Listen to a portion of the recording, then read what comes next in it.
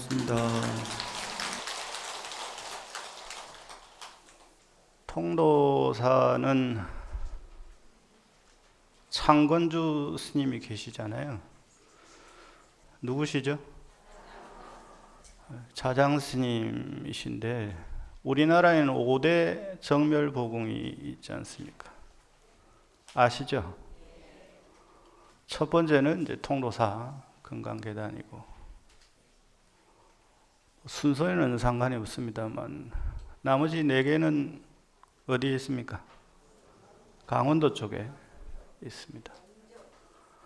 제일 높은 곳에 있는 봉정암이 있고, 상원사 중대가 있고, 법흥사가 있고, 정암사가 있습니다. 자장스님께서 통도사를 처음 창건을 하시고, 자장스님 생애 초반부는 주로 이 통도사 인근에서 활동을 하시다가 말년에는 이제 강원도 쪽으로 올라가셔서 5대 보궁 중에 4군데를 창건하셨다라고 전해져 내려옵니다. 속에 올렸다시피 제가 요즘 방장스님과 주지스님께서 통도사 역사에 관한 걸 좀 정립할 필요가 있다라고 말씀을 하셔서 여러 관련된 기록들을 살펴보다 보니 우리가 자장스님에 대해서 좀 너무 모르고 있다. 그래서 자장스님에 관련된 일화 몇 가지를 소개하고 화엄살림에 맞게 제가 맡은 세계성취품과 화장세계품에 대한 말씀을 드리도록 하겠습니다. 자장스님께서는 신라의 왕자셨다라는 기록이 중국 기록에 등장을 합니다. 그러면 왜 자장스님을 왕자라고 했을까? 여러분들이 아실 만한 이야기를 해야 여러분들이 수긍을 하시겠죠. 예전에 그 미실이 실존 인물이거든요. 이 기록을 찾다 보니 이 미실과 자장스님은 아주 깊은 관계가 있다. 자장스님이 태어난 데는 이 미실이라고 하는 분의 역할이 굉장히 컸다. 전하는 말에 의하면 미실은 자장스님의 외증조모가 되십니다. 자장스님의 부친은 무린공이라는 분이시고, 어머니는 이제 낭주라고 불리우셨던 분인데, 이 낭주 어머니가 바로 미실의 손녀에 해당이 됩니다. 그게 당연히 증조모가 되시겠죠. 그죠? 근데 왜 미실과 자장스님의 관계가 깊냐 할 것 같으면, 아버지와 어머니의 중매를 미실 부인이 중매를 하셨다 그럽니다. 그래서 아들이 없다는 소식을 듣고 미실 부인이 어머니에게 관음 기도를 하시면 좋겠다라고. 관음 기도 끝에 낳으시니가 누구겠어요? 자장스님. 자장스님과 미실은 아주 깊은 관계죠. 할머니시니까. 그 다음에 이제 자장스님을 이야기함에 있어서 빼놓지 못하는 인물이 또 한 분 계신데, 또 여러분들 한 번쯤 들어보셨을 선덕 여왕. 이분은 자장스님의 사촌 누이 되십니다. 자장스님은 선덕여왕의 청에 의해서 중국 오대산으로 들어가시게 되죠.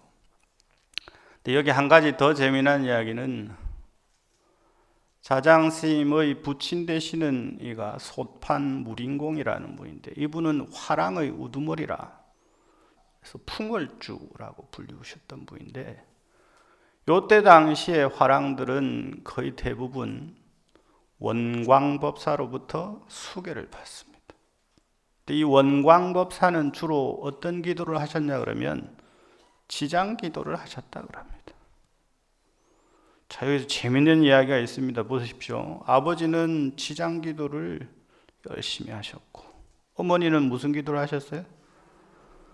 관음 기도를 열심히 하셔서 지장보살님의 가피와 관음보살님의 가피 속에 태어나신 분이 바로 자장스님이시다.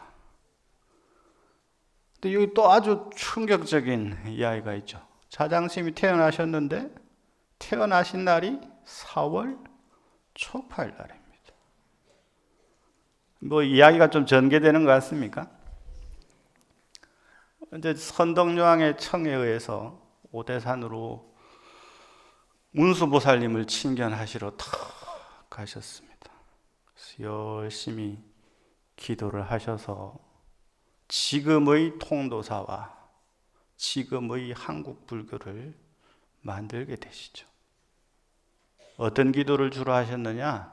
문수 기도를 하셨거든요. 열심히 문수 기도를 하셨단 말이에요. 그때 받은 개송이 여러분 나누어드린 이 유인물입니다. 유인물 한번 살펴보실까요? 자장스님께서 열심히 기도를 하시는데 꿈인 듯 현실인 듯 개송 하나를 받으시니 그 개송이 바로 이 개송입니다. 아라바 찬왕 달에 치거야 난가 회거랑 달에 노사나. 분명히 음성은 들리는데 여러분도 무슨 뜻인지 모르시겠죠? 자장스님도 공부는 많이 하셨지만 이게 당최 이게 분명히 뭐라고 하시긴 하는데 모르겠다 이 말이에요. 네? 모르겠다 이 말이에요. 또 막 열심히 기도를 하셨더니 또 어떤 분이 나타나셔가지고 그건 이런 개송입니다 라고 알려주시니 그것이 바로 옆에 있는 개송입니다. 요지일체법 자성 무소유 여시 해법성 즉견 노사나. 옆에 80화엄 수미정상계 참품 이렇게 써놨죠. 화엄경에 나오는 개송이다 이 말이죠. 자, 역사적 사실은 여기 약간 문제가 있습니다만 지금 우리가 역사적 사실을 공부하는 것은 아니니까 이렇게 되면 이제 이해가 조금은 갑니다. 일체법을 요지하고 보면 자성이라고 하는 것이 전부 존재하지 않더라. 이와 같이 진리의 본질을 깨닫고 보면 그 자리에서 바로 노사나 부처님을 뵙게 되리라. 자, 화엄살림 우리가 하고 있잖아요. 이 내용은 화엄경에 나오는 내용이라고 말씀드렸잖아요. 그죠? 화엄경에서 가장 중요하고 불교에서 가장 중요한 보살님이 누구시냐 그러면 바로 문수보살님이십니다.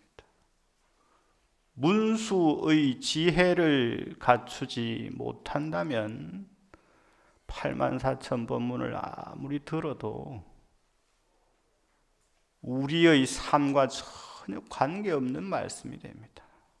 문수보살님의 지혜를 갖추고 부처님의 법문을 듣고 수행을 해야만 그 수행이, 그 법문이 우리네 삶의 전환점이 되죠. 이 화엄살림이라고 하는 법회는 거슬러 올라가면 이와 같이 자장스님으로부터 시작되었다라고 하는 것을 알 수가 있습니다. 자장스님은 그렇다면 문수보살님을 친견하기 위해서 지혜를 얻기 위해서 어떤 수행을 하셨는가? 바로 이 사구계 중에 첫 번째 구절을 열심히 수행하셨다. 이전까지는 아라파 찬항 달에 치거야 난가에 관항 달에 노사나 즉 요지 일체법 자성 무소유 여시의 법성 즉견 노사나가 같은 말이다라고 알고 있었지만 근자의 학자에 의해서 이 개송은 첫 번째 개송만 발견이 됐는데 첫 번째 개송에 대한 연구 결과 이 개송은 문수보살님을 늘 염하는 진언이다 이렇게 알려졌습니다. 그 진언이 뭐냐 그러면 잠시 위물에서 손을 떼시고 집중하셔서 합장하시고 저의 음성에 귀 기울이십시오.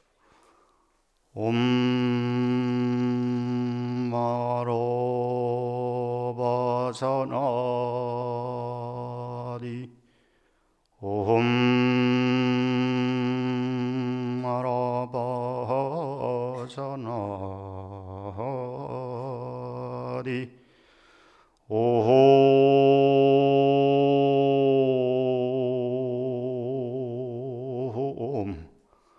아라바자나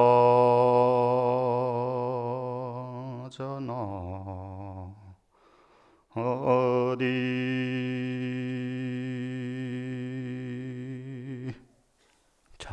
바로 하시고 옴과 뒤라는 말은 앞과 뒤에 진언을 완성시켜주는 말이고요. 가운데 5글자가 바로 문수보살의 오자 진언입니다. 아라파샤나. 떠오르시는 거 있습니까? 이 첫 번째 구절이 뭡니까? 아라파샤낭이죠. 이 연구자가 이걸 캐치한 거예요. 이거 연구 한번 해보자 했더니 바로 문수보살의 오자 진언이더라. 자장스님께서 열심히 문수보살님을 기도하실 때 바로 이 진언을 열심히 기도하셨던 게 아닌가. 그래서 이 개송을 받은 것이 아닌가. 그리고 이 연구자가 찾아낸 경문이 있으니 바로 다음에 나오는 요 경문입니다. 살펴보겠습니다. 드시고 따라 읽지는 마시고요. 가만히 귀 기울여서 들어보십시오.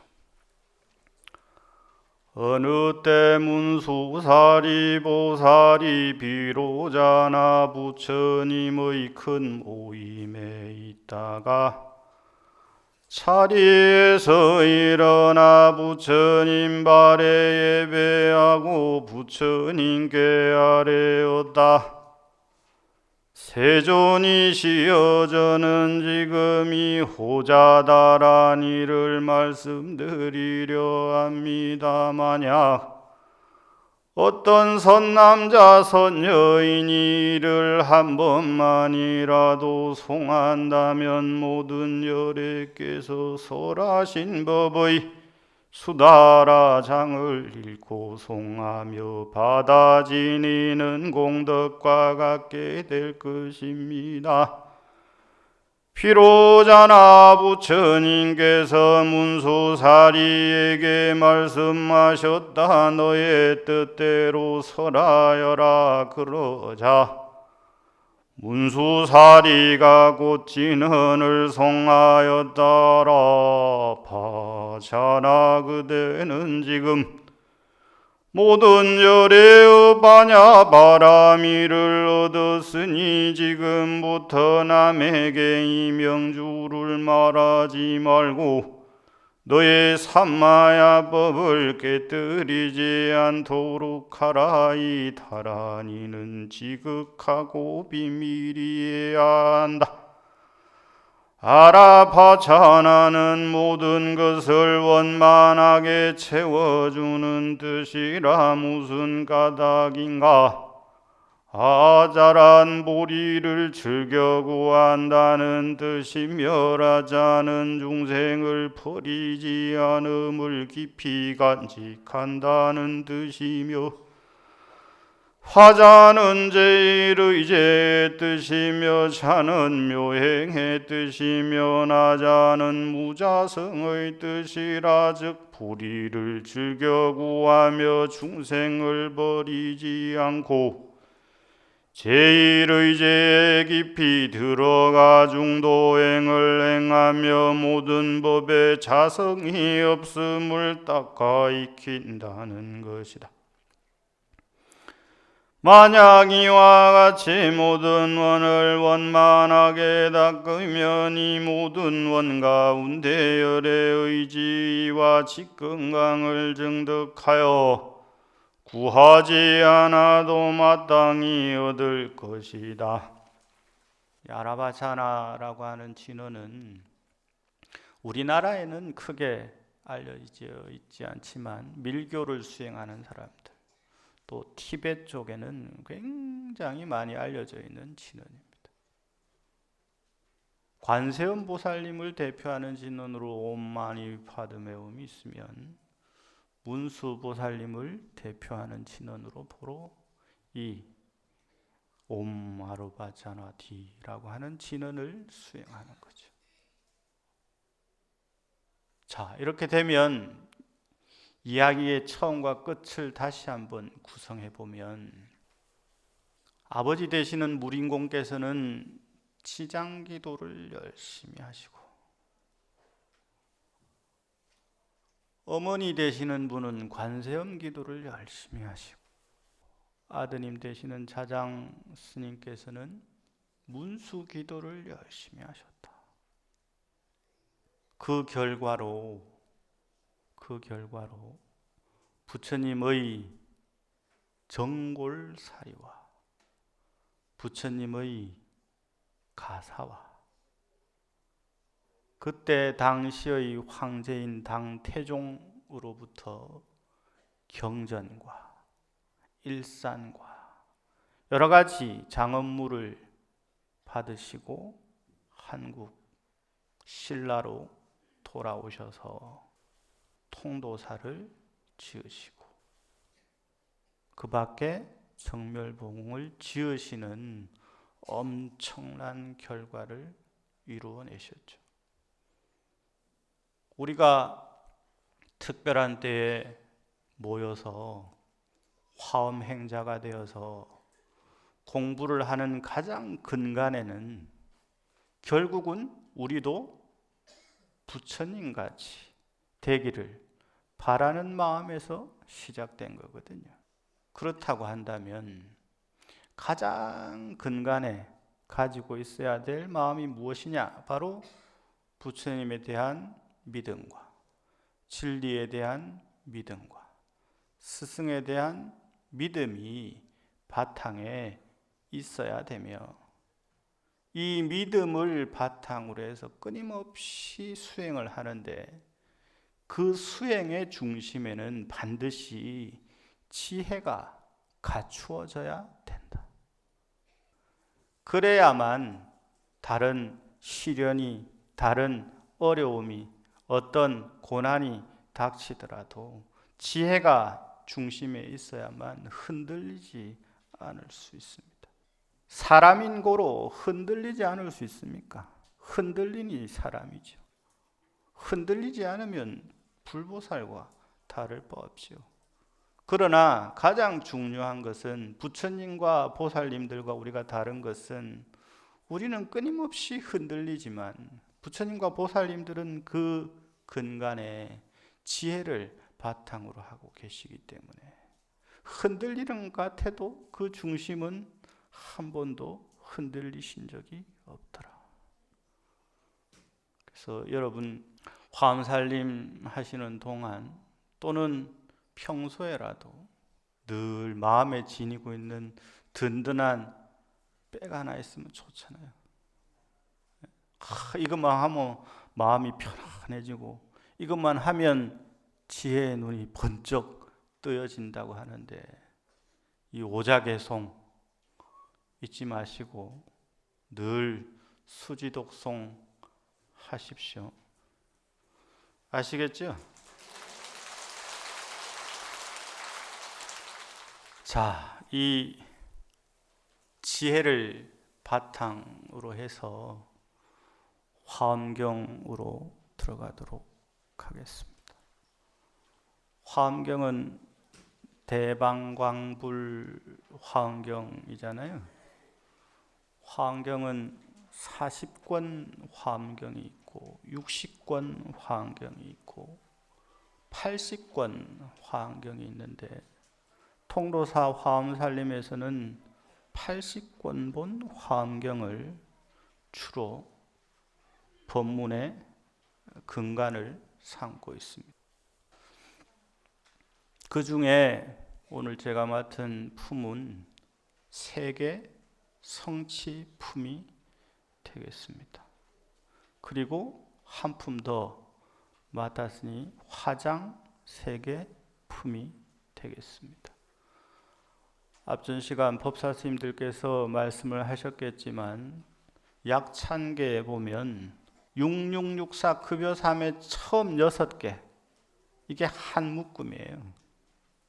그냥 숫자 6을 묶어 놓은 게 아니거든요. 6, 6, 6 이렇게 한 묶음 한 묶음 한 묶음이란 말이에요. 그러면 자 약찬계 또 떠올려 보십시오. 무슨 품 하는 거 있죠. 세주 묘음 열애상 보현 삼매 세계성 화장 세계 노사나 하잖아요. 자 세주 묘음 열애상 요게 두 개예요. 그 다음에 뭐예요? 세주 묘음 열애상 보현 삼매 세계성 화장 세계 노사나 그러면 6개죠. 요게 한 묶음이란 말이죠. 그러면 이제 지금 세주 묘음 했고 그죠? 그죠?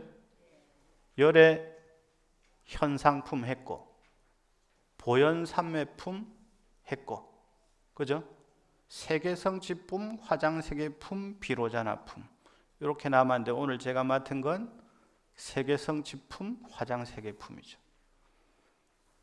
요 품들이 주로 뭘 다루고 있냐 그러면 옛날 스님들이 화엄경을 가지고 공부를 열심히 하다 보니까 요 묶음을 뭐라고 큰 이름을 정해 놓으셨는가 하면 거과 걸락 생신분 이래 놨어요.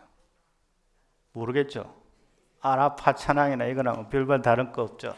거과 걸락 생신분 과를 들어서 즐겁다라고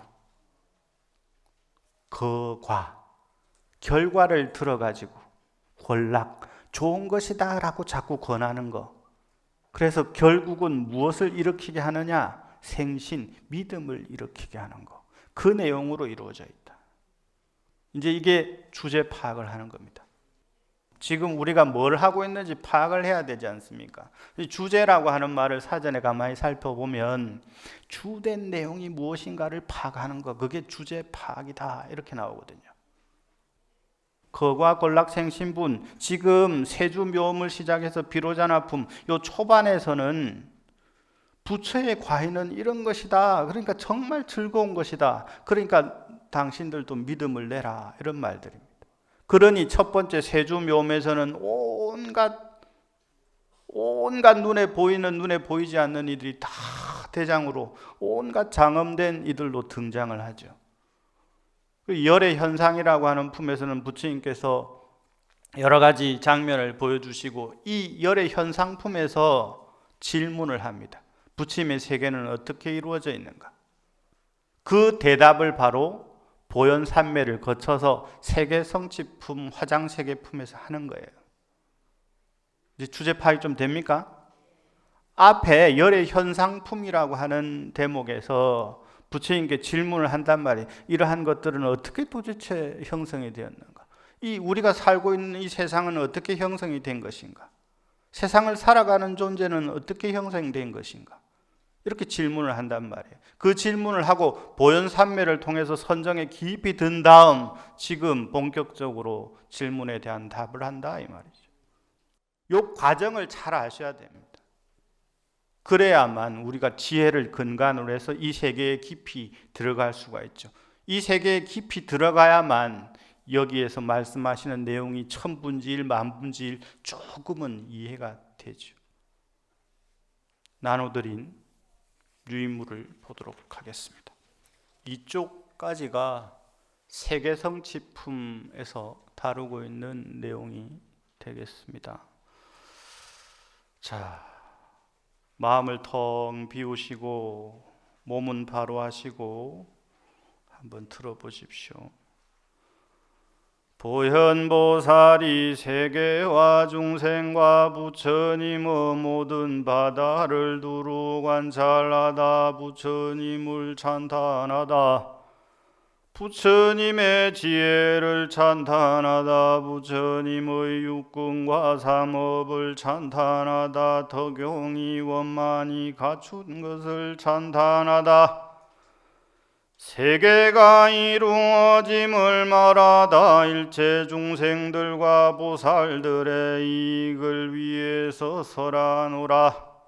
설하는 뜻을 말하다 부처님의 출현의 뜻을 밝히다 법의 그릇을 정하여 밝히다 자세히 듣기를 권하다 세계에 10가지 일이 있음을 들다 세계가 이루어진 인연을 밝히다 10가지 인연으로 말미암아 세계가 이루어지다 그 뜻을 개송으로 거듭표다 세계가 의지하여 머무름이 있음을 밝히다 10가지 의지하여 머무름이 있다 그 뜻을 개송으로 거듭표다 세계의 영상을 밝히다 세계가 10가지 모양이 있다 그 뜻을 개송으로 거듭표다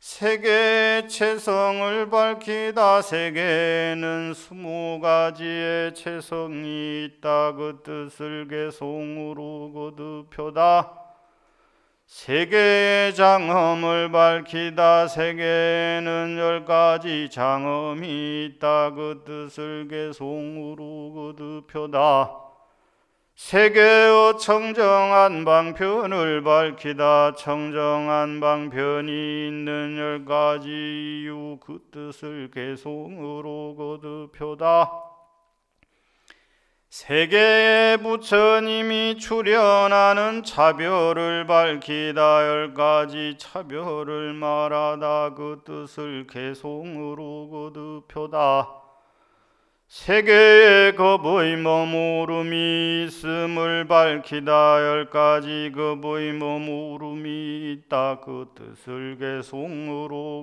거듭표다 세계의 겁에 변천하는 차별을 밝히다 10가지 변천하는 차별이 있다 그 뜻을 개송으로 거듭표다 세계의 차별 없는 일을 밝히다 10가지의 차별 없는 일이 있다 그 뜻을 개송으로 거듭표다 여기까지 하게 되면 세계 성취품의 주된 내용을 다 일러드린 겁니다. 세계 성취품은 이와 같은 11가지의 큰 대강으로 이루어져 있는 것을 알 수가 있죠. 자, 세계라고 하는 것을 보면 원문에는 또 다른 화엄경본에는 세계해 성취품이라고 해야 된다 이렇게 이야기를 하거든요. 지금 우리는 세계 성취품이잖아요. 근데 또 다른 곳에는 한 글자를 더 집어넣어야 된다. 세계해 성취품이라고 해야 된다. 바다 해자가 들어가 있습니다. 세계 성취품, 세계해 성취품 좀 다른가요? 어떻습니까? 다릅니까?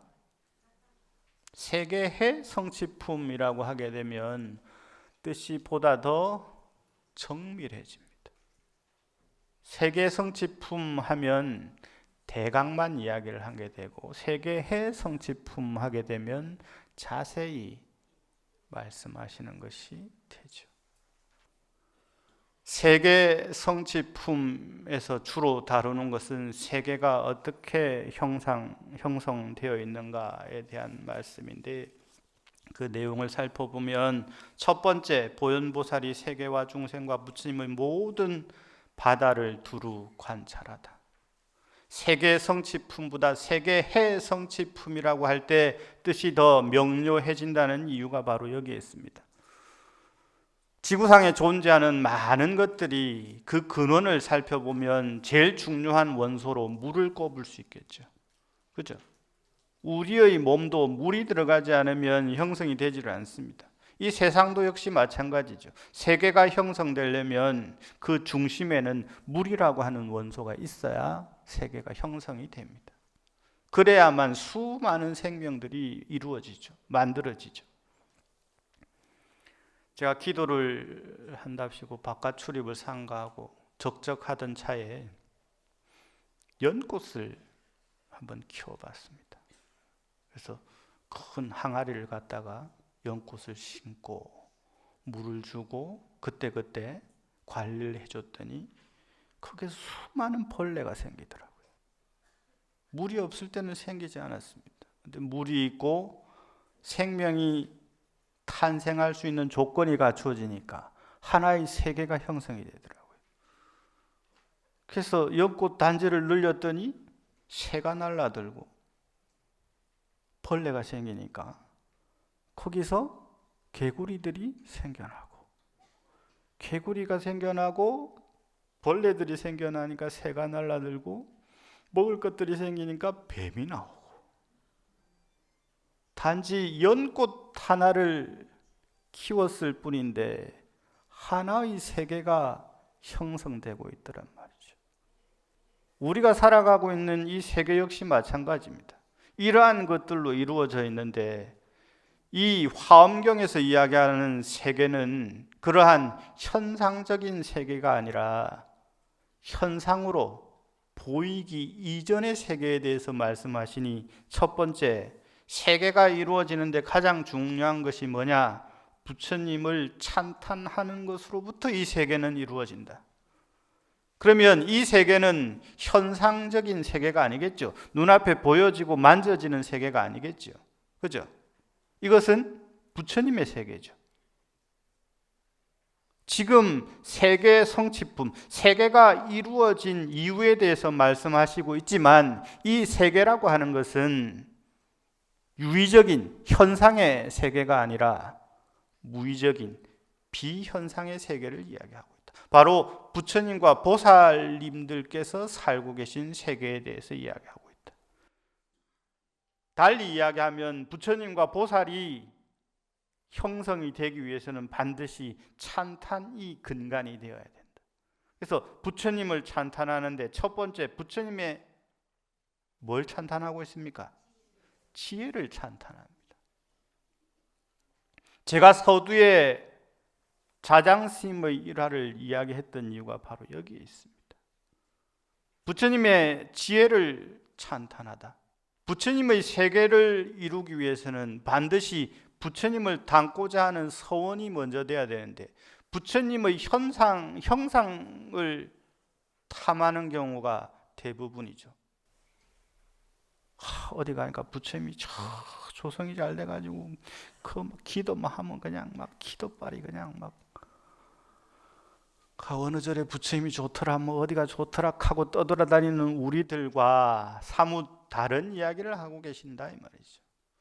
부처님의 지혜를 찬탄하다. 우리가 부처님이 되기 위해서는, 우리가 보살의 경계에 가기 위해서는 첫 번째로 지혜를 갖춰야 되고, 이 지혜를 개발하기 위한 끊임없는 노력을 해야 된다. 그래서 실제로 한국 불교에서는 이 지혜를 찬탄을 많이 합니다. 우리 아까 축원하고 뭐 했습니까? 끝에 똑똑똑똑 주의스님께서 하시고 난 뒤에 딱딱딱딱딱딱 뭐 하잖아요. 뭐 합니까? 관자재 보살이 행심반야바라, 그죠? 반야신경 하잖아요. 예? 반야는 지혜, 지혜는 반야. 끊임없이 반야를 강조를 합니다. 끊임없이 지혜를 강조를 합니다. 근데 이제 입만 지혜롭고 머리가 지혜롭지 못하고 요 안에 요가 지혜로 전환이 되지 않기 때문에 그냥 뭐 때 되니까 이제 하니까 그냥 입은 막 반야신경을 따라 하나, 순간 이 반야, 야, 이 기가 막히구나, 이렇게까지 반야를 칭송을 하고 찬탄을 하는구나, 이렇게 뼈저리게 느껴야 됩니다. 그래야만 자각이 일어나야만 전환이 일어나죠. 스스로 자각이 일어나지 않으면 지혜로 전환이 될 수가 없습니다. 깨어있지 못하게 되죠. 깨어있지 못한 자는 지혜롭지 못한 결과를 낳기 마련이죠. 그래서 첫 번째, 부처님의 지혜를 찬탄합니다. 그래서 정건하고 난 뒤에 뭘 합니까? 찬탄계 하잖아요. 뭘 찬탄합니까? 천상천하무여불. 이 기가 막힌 겁니다. 시방세계 영무비, 세간소유화진견, 일체무유여불자. 이 근간에는 부처님의 지혜를 찬탄하는 거예요. 하늘 위나 하늘 아래나 부처님 같은 이 없어라. 천상천하무여불. 시방세계 영무비, 다른 어떤 곳을 찾아봐도 부처님과 비교할 존재 없더라. 세간소유화진견, 이 눈으로 볼 수 있고 눈으로 볼 수 없는 모든 것을 통틀어서 내가 다 살펴봐도 세간소유화진견, 일체무유여불자, 그 어떤 것도 부처님의 지혜, 부처님을 능가할 것 없더라. 부처님의 지혜를 찬탄하지 않습니까? 입으로 부처님의 지혜를 늘 찬탄하면서도 내가 부처님의 지혜를 갖추고자 노력을 하지 않는다면 그것은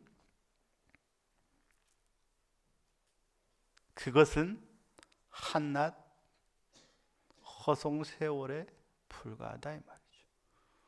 지금 화엄살림이 49회, 거슬러 올라가면 자장스님까지 거슬러 올라가면 1500년 가까이를, 여러분 이번 생만 들었다고 생각하시면 안 돼요. 분명히 과거 전생에도 환경과 인연이 있을 겁니다. 그러니까 지금 다른 데 놀러 안 가시고 여와 앉아가지고 막 뭐라고 이렇게 있는 거 아닙니까? 맞죠?